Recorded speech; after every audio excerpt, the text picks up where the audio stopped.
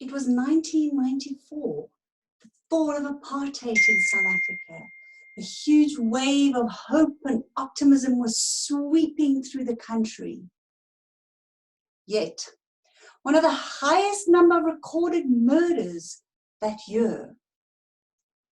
The city was Johannesburg, city of my birth, a frontier city full of glitz and glamour. Yet with an underbelly of sleaze and violence. The time was 3 a.m. in the morning.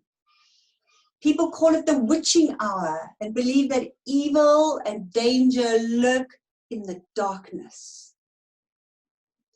I shot out of bed. A sound woke me, a sound out of time and out of place. I stood stock still to listen. Have you ever done that? When you're listening so hard you forget to breathe? I was listening with every cell in my body. And then I heard it. I heard the sound that woke me. A creak on the wooden floor of my passage. I turned on my bedside lamp and took out my gun, a Rossi 38 special revolver. I pulled back the hammer so the gun was ready to discharge. And walking to the bedroom door, I was praying this was all in my imagination. I opened the door. And to my horror, there was a man at the end of the passage.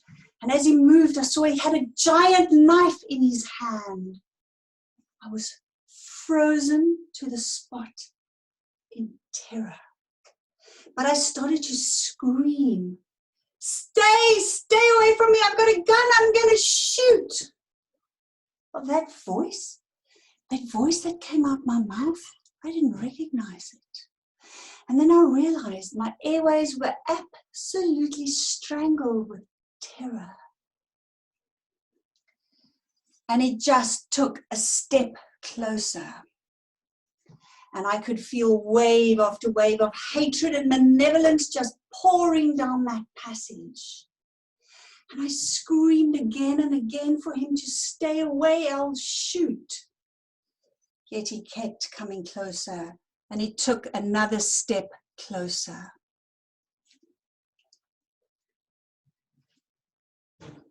And so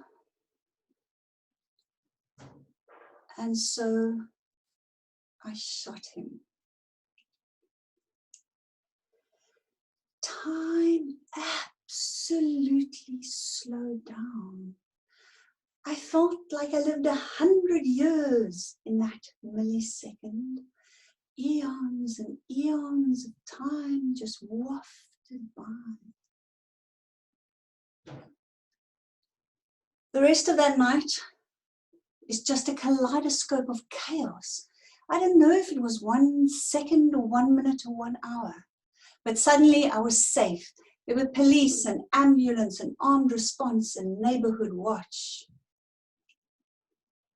And these days, in Cape Town, very occasionally, and it is always if I'm stressed, I shoot out of bed at 3 a.m. in the morning with my heart absolutely racing. And I know I need to talk myself off that ledge of fear. I no longer have a gun. I handed it in during the amnesty. And so to calm down, I drink a cup of tea and I think about that night. And I think how in life, I always want the beautiful, amazing, uplifting experiences. But how life has often given me painful, traumatic, heartbreaking experiences. I learned that night. Sometimes you live through things that you would never ever choose to live through. That night, I believe, I had to make a horrendous decision. I had to choose between my life and his life. On that winter's morning in Johannesburg in 1994, I made a choice. And I chose my life. Yet, I made many more choices around that night. I chose not to run away to Australia. I chose not to let that one terrifying night destroy my life. You and I, all of us, will have very many good experiences in life. We'll have very many hard experiences in life. And every experience will mold us. Every experience will shape us. But what defines us is how we react to that experience and the decisions we take around the experience.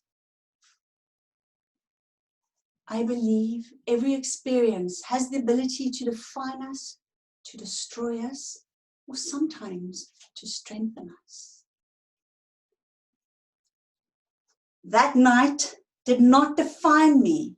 It is not my overriding story. That night did not destroy me. I didn't become an emotional wreck. That night, in fact, did strengthen me. I found I could overcome adversity.